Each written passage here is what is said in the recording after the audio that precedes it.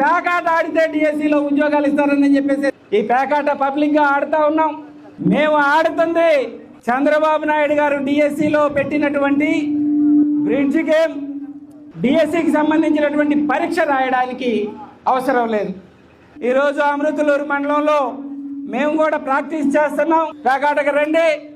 ఇదేమి చుండూరులో ఎడ్లపల్లిలో ఆటలాడుతున్నటువంటి పేకాట కాదు, అక్కడ డబ్బులు పెట్టి ఆడతారు. మా దగ్గర జేబులో డబ్బులు లేవండి. ఈ అందరికీ 13 ముక్కలు ఇస్తారు. ఈ 13 ముక్కలు తీసుకొని ఒకటి వేయండి, మూసేసేయాలి. ఇది నాది, ఉద్యోగం నాది. ఈ మొక్క మొక్కకుండా వచ్చింది. తక్కువ ఇచ్చారు సార్, అమౌంట్ ఎక్కువ లేదు, 20 లక్షలు ఇవ్వండి సార్. ఇలా వేసుకొని ఇవన్నీ కౌంట్ చేసుకుంటే 4 ఉండాలి. వీళ్ళిద్దరేమో ఒక పార్టీ, వీళ్ళిద్దరు ఒక పార్టీ.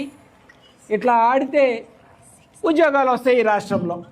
తెలుగుదేశంలో పెద్ద పెద్ద నాయకులు, పెద్ద పెద్ద రికమెండేషన్లు వాళ్ళ పిల్లలై ఉండాలా, డబ్బులు ఇవ్వాలా, ఇవన్నీ ఉంటేనంత పిచ్చోడ. నువ్వు టోపీ పెట్టుకొని ఎడ కూర్చొని బజార్లో పేకాట ఆడుకొని నేను పాల్గొన్నా, నాకు ఉద్యోగం వచ్చిందంటే ఎవరు? అందులో ఈ టవల్ వేసుకుంటే అట్ట వచ్చింది. అదేమన్నా జగన్మోహన్ రెడ్డి గారా?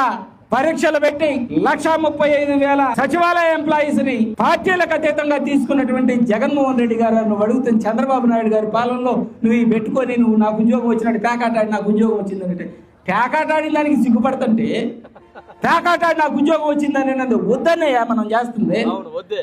ఇందులో మాకు పార్టిసిపేట్ చేద్దామని కాదు.